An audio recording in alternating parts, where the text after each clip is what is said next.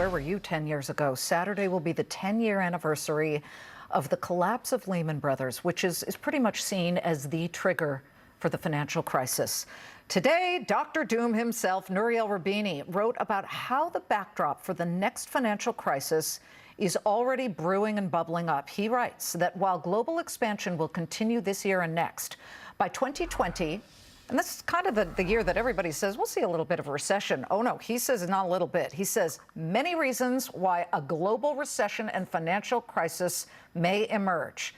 Fed normalizing rates, frothy markets, trade frictions, expensive real estate, and U.S. domestic policies, to name a few. Is Dr. Doom right or wrong? To the Floor show and our traders at the New York Stock Exchange and the CME. Teddy, I'll let you take this one first.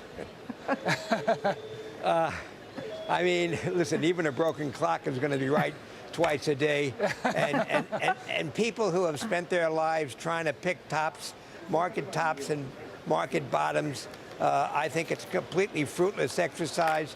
I mean, everything he points out at some point in time is quite valid and maybe even to a certain degree valid today. But the fact is that the U.S. economy, as we speak, remains very robust. Corporate earnings have been terrific. Valuations are not out of whack in terms of the S&P. You know, I guess at some point perhaps he's right, but for the moment, I still think the lines of least resistance for this market are higher, not lower.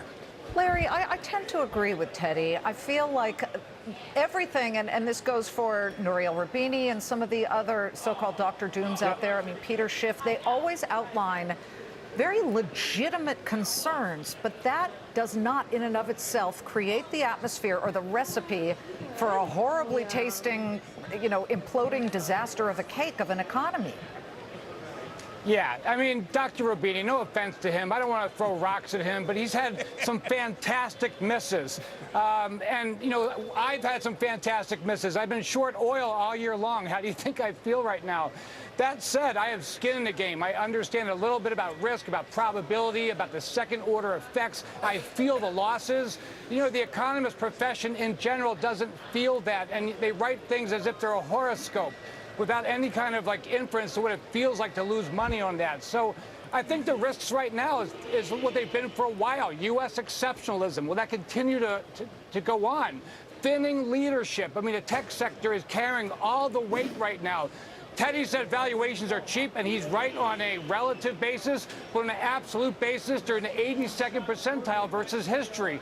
And then, you know, you also have stimulus is fading. Let's face it, the short end of the curve will continue to rise. We're already seeing a pass-through to housing prices, et cetera. So that's the risk we're facing right now. Everything else, I would spend a lot more time preparing for a disaster than predicting it. Okay.